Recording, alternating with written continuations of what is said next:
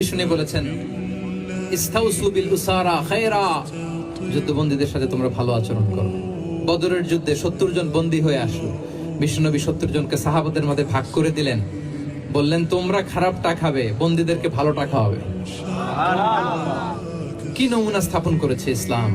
ইয়ামামার বড় লিডার ছিলেন, যুদ্ধবন্দী হয়ে মদিনায় আসলেন, নাম সুমামা ইবনে উসাল। নাম কি? সুমামা ইবনে উসালকে যুদ্ধবন্দী হিসেবে আনা হলো। তাকে মসজিদে নববীর পিলারের সাথে রশি দিয়ে বাঁধা হলো। বিষ্ণু বললেন, সুমামা কি অবস্থা তোমার? কি অবস্থা তোমার? কেমন লাগে? তোমার সাথে কেমন আচরণ করা হবে বলো? বললেন, মুহাম্মদ তুমি চাইলে মারতেও পারো, বাঁচিয়েও রাখতে পারো। বিষ্ণু বললেন, সুমামা এ দুনিয়াটাই শেষ নয়, আখিরাতে বিশাল এক জগৎ পড়ে আছে।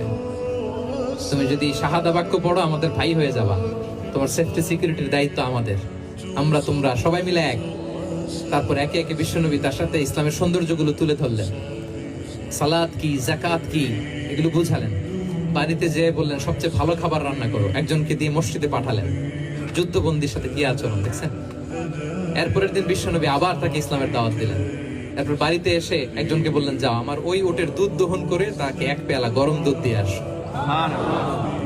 আমরা জামাইকেও তো এরকম সমাদর করি না, কি বলেন? তৃতীয় দিন বিশ্বনবী আবার খাবার নিয়ে গেলেন, আবার ইসলামকে তুলে ধরলেন। সুমামা তো অবাক, যুদ্ধবন্দীদের সাথে মুসলমানরা এরকম আচরণ করে।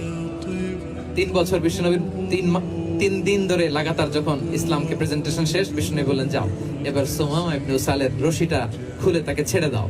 সাহাবারা বলেন কি ইয়া রাসূলুল্লাহ, ভয়ঙ্কর, বিশ্বাসঘাতকতা করবে, মেরে ফেলবে আমাদের। বিশ্বনবী বললেন, না আমি যা জানি তোমরা তা জানো না, ছেড়ে দাও। সুমামাকে ছেড়ে দেয়া হলো। সুমামা বের হলেন মসজিদ থেকে, ফিরে তার ভূখণ্ড, তার এলাকা ইয়ামামাতে তিনি গেলেন না। মদিনার মসজিদে নবীর পাশে খেজুর বাগানের পাশে তিনি অজু করলেন, গোসল করলেন, অজু করলেন। এরপর ফিরে এসে বিশ্বনবীর সামনে দাঁড়িয়ে বললেন, আশহাদু আল্লা ইলাহা ইল্লাল্লাহ ওয়া আশহাদু আন্না মুহাম্মাদান আবদুহু ওয়া রাসূলুহু। আমি সাক্ষ্য দিচ্ছি আল্লাহ ছাড়া কোনো ইলাহ নেই, আপনি আল্লাহর প্রেরিত রাসূল। হে মুহাম্মদ, আপনার চাইতে নিকৃষ্ট মানুষ আমার কাছে কেউ ছিল না, কিন্তু এখন থেকে আপনার চাইতে কোনো প্রিয় মানুষ আমার জীবনে নেই।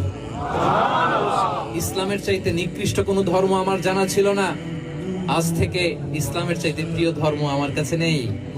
মদিনার চেয়ে নিকৃষ্ট কোনো শহর আমার কাছে ছিল না, সবচেয়ে অপছন্দের শহর, আজ থেকে মদিনার চেয়ে প্রিয় শহর আমার কাছে নেই। This is Islam.